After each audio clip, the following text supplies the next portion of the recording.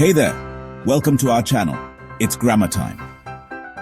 Having learnt infinitives and gerunds in the previous videos, now we're going to explore participles. Imagine you're describing a cat. You want to tell someone what the cat is doing in a more interesting way. You could say, the cat is sleeping on the table. Or you could say, the sleeping cat is on the table. In both these sentences, sleeping is the participle. In the first sentence, its function is to collaborate with the helping verb is, to indicate the tense of the verb, namely present continuous tense. On the other hand, in the second sentence, sleeping acts like an adjective of the noun cat by giving more information about it. Thus, we can define a participle as a word that is derived from a verb and functions as either a part of a verb tense or an adjective. So let's learn about the two types of participles, present participles and past participles. Each type has its own unique role and usage. The present participle is like the action hero of the participle world. It shows us that something is happening right now. A present participle is a verb form that always ends in ing, and it is used to form continuous tenses and as an adjective. Think of it like this. The present participle is always in the moment, doing its thing. Example, the birds will be singing a beautiful song. In this example, singing is our present participle. It tells us that the birds will be singing at that very moment. Present participles are like adding a little movie to your sentences, showing the action as it unfolds. Now, let's meet the past participle. This type of participle is all about actions that have already happened. It's like looking back in time to see what has been done. A past participle is a verb form that typically ends in ed, en, etc. Verb endings such as ed, dt, en, or n are key indicators that tell us the action is complete. A past participle is used to form perfect tenses or act as an adjective. Example, he has baked the cookies to perfection. Here the word baked shows that the action of baking is done. In this example, baked is our past participle.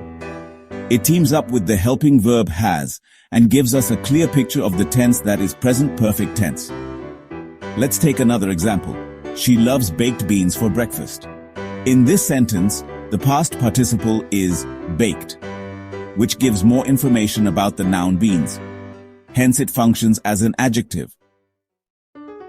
Having understood the present and past participles, now we will explore how they bring sentences to life by adding vivid descriptions and details. Let's start with present participle examples. 1. The laughing children played in the park. Notice how the word laughing adds a sense of joy and activity to the scene. Here the present participle laughing describes the noun children and tells us they are happy. 2. The faucet was dripping all night. The word dripping emphasizes the continuous action of water dripping from the faucet.